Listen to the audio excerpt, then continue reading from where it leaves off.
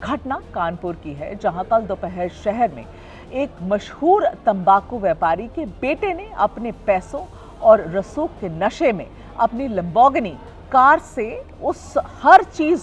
हर उस शख्स को रौंदता चला गया जो भी उसके सामने आया। किसी को टक्कर मारी तो किसी को 10 फीट ऊपर उछाल दिया। रईसजादे का नाम है शिवम मिश्रा, जो तंबाकू व्यापारी के मिश्रा का बेटा है और शायद इसीलिए वो कांड करने के बाद कानून की गिरफ्त से अभी तक दूर है। एक दिन बीत गया लेकिन अभी तक शिवम मिश्रा के गिरबान तक पुलिस के हाथ नहीं पहुंच सके। हिरासत में लेना या गिरफ्तारी तो बहुत दूर की बात है। पहले तो एफआईआर में शिवम मिश्रा का नाम तक नहीं था, लेकिन मामला जब मीडिया में आया और कानपुर पुलिस सवालों में घिरी तो जैसे तैसे करके शिवम मिश्रा का नाम एफआईआर में जोड़ा गया। लेकिन अभी तक पुलिस शिवम मिश्रा का सुराग नहीं ढूंढ पाई है या फिर ढूंढना नहीं चाहती है, क्योंकि खाना पूर्ति करने के लिए पुलिस आरोपी के घर तक तो पहुंची ही नहीं, लेकिन उसका पता नहीं लगा पाई जबकि आरोपी घर की छत पर ही मौजूद था। तो समझिए पुलिस पहुंची जरूर लेकिन आरोपी को ढूंढ नहीं सकी और मीडिया के पास ये खबर कि आरोपी अपने घर के छत पर ही मौजूद था। कानपुर में लैम्बोर्गिनी कांड, टक्कर मारकर आरोपी फरार। वीडियो में सामने आया, बाउंसरों ने आरोपी भगाया।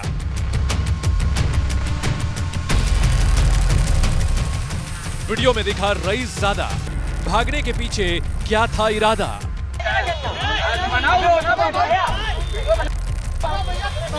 पहले एफआईआर में अज्ञात का नाम, सवाल उठे तो हुई शिवम की पहचान।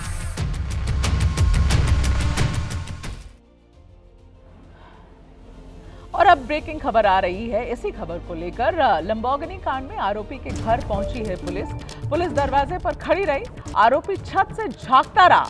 बिना आरोपी से पूछताछ खाली हाथ लौट गई पुलिस। और पुलिस का दावा ये है, मानिए कि पुलिस का दावा ये है कि किसी ने घर का दरवाजा नहीं खोला, तो आरोपी छत पे खड़ा रहा, देखता रहा ये पूरा तमाशा। नीचे पुलिस घर गई और किसी ने घर का दरवाजा नहीं खोला तो पुलिस खाली हाथ वहां से लौट आई।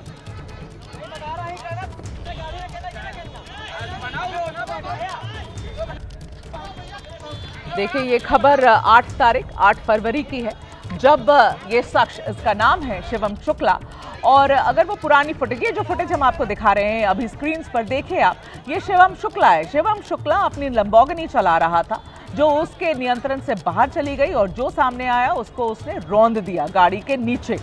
जो अभी हम आपको तस्वीर दिखा रहे हैं ये तब की है जब पुलिस उसके घर पहुंची और पुलिस का ये दावा है, अब आप समझिए, मतलब पुलिस की दावे की बेशर्मी इतनी कि वो ये कह रहे हैं कि घर का दरवाजा किसी ने नहीं खोला और पुलिस खाली हाथ लौट गई।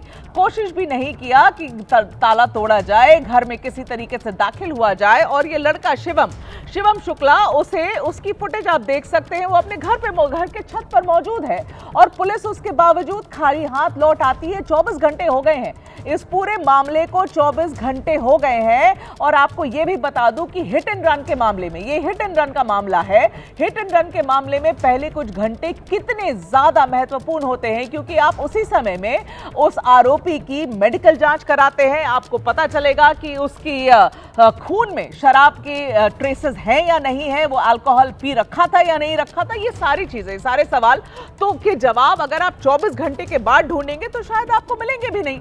तो क्या ये पुलिस की चाल है इस शिवम शुक्ला को बचाने के लिए, और अगर है तो क्यों है?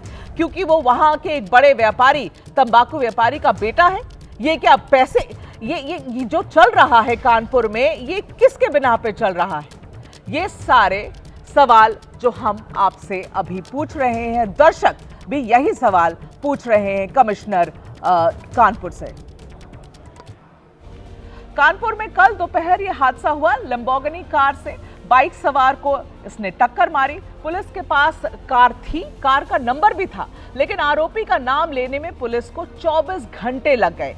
रसूखदार आरोपी के आगे पुलिस की कार्रवाई बेहद सुस्त नजर आई।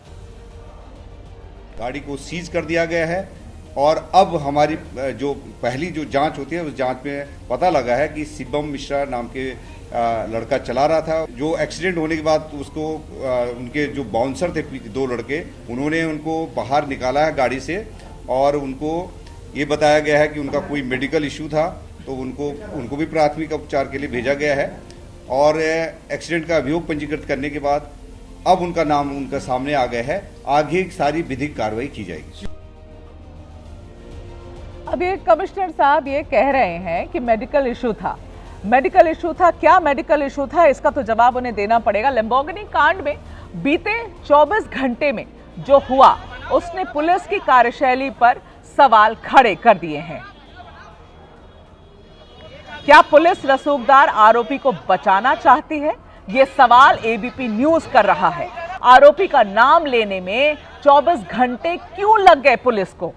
क्या इसका जवाब कमिश्नर साहब देंगे? आरोपी आम आदमी होता तो क्या पुलिस ऐसा ही बर्ताव करती? ये सारे सवाल इसलिए उठ रहे हैं क्योंकि पहले तो कार को लेकर पुलिस का वीआईपी ट्रीटमेंट दिखा, फिर मुकदमे में सीधे आरोपी का नाम लिखने के बजाय अज्ञात के खिलाफ केस किया गया और अब आरोपी के घर जाकर भी पुलिस खाली हाथ लौटती है। और ये सब हो रहा है उत्तर प्रदेश की सरकार में, कानपुर की कमिश्नरेट में। और इसका जवाब कौन देगा? जवाबदेही किसकी बनती है? आप जाते हैं, ये विजुअल पूरी दुनिया देख रही है, पूरी मीडिया पर छाई हुई है विजुअल। आप घर जाते हैं इस आरोपी के, शिवम शुक्ला के, वो अपने घर के छत पर मौजूद है और पुलिस कहती है कि नहीं मिला। पुलिस कहती है कि घर का दरवाजा किसी ने नहीं खोला। ये है तरीका जिससे पुलिस जांच कर रही है इस केस में। और ऐसा क्यों? कितना महत्वपूर्ण है ये आदमी जो उसका पिता है के मिश्रा, कितना प्रभावशाली है कि इस तरीके से पुलिस का व्यवहार बदल गया है। अगर ये आम आदमी होता तो क्या पुलिस यही करती? घर जाकर देखती कि वो छत पर मंडरा रहा है, उसके बावजूद खाली हाथ लौट आती?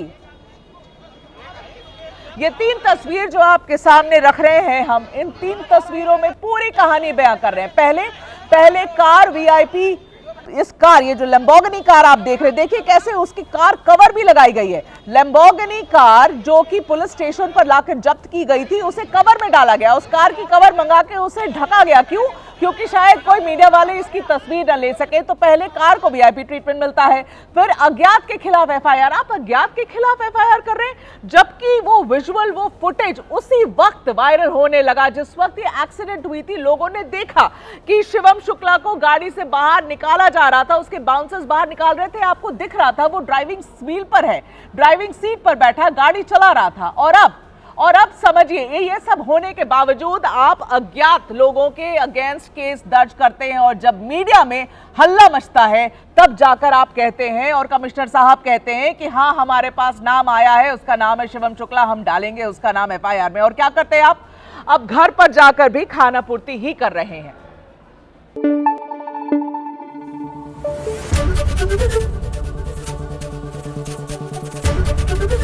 एबीपी न्यूज आपको रखे आगे।